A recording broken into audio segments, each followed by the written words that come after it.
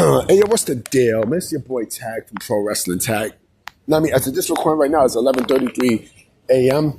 You know what I mean? April 19th, 2025. You know what I'm saying? And the upload time is 4:30. 4:30.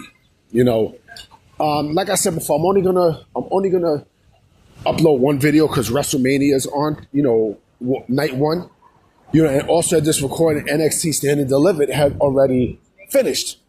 I mean, I've already completed and such. Today feels great here in New York. Oh man, I'm about to like take my jacket off and you know what I mean, like enjoy the weather because it is fucking marvelous, boy. It is amazing.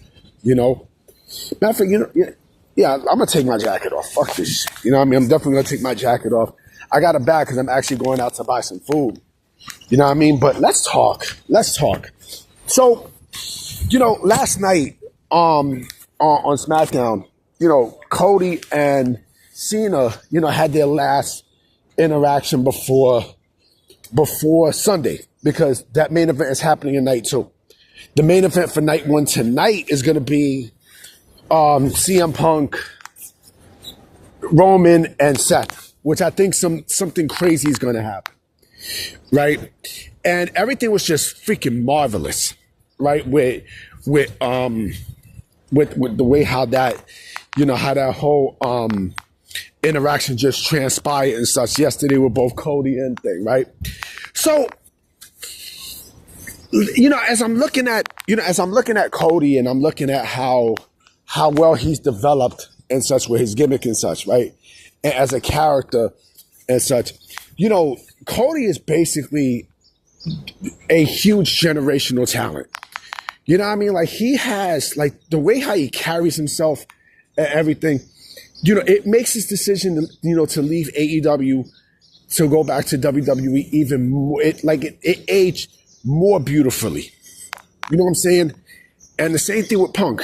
And you know, you had to say to yourself, you know, how the fuck does AEW not handle Rhodes and Punk? How the, you know, when they had him there, you know what I'm saying? And it's obvious, you can see it.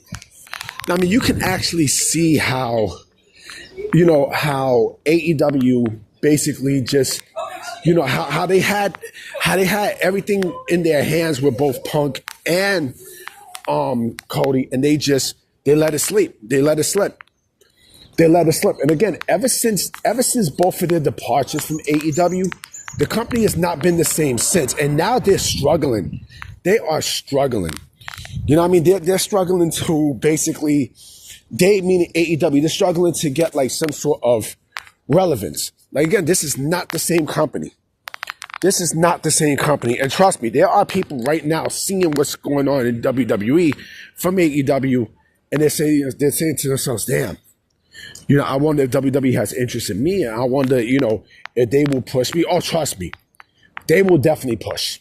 You know what I'm saying? Triple H knows the value of many people there. He knows the value of people there. You know, and it's just amazing. Again, it's just amazing how, you know, they just destroyed, you know, whatever they had with Cody. You know, Damien and AEW. Like it's just amazing how, you know, AEW basically had Cody in the, you know, the TNT Championship run.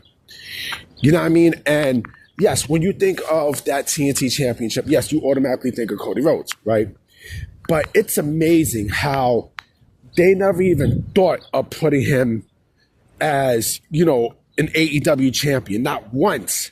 And look at him now. You know what I mean? Look at him now. He main evented. This is his, if I'm not mistaken, I think this is his third WrestleMania that he's main eventing. I think. If I'm not mistaken, I think this is his third WrestleMania that he's main eventing. Right? That says a lot.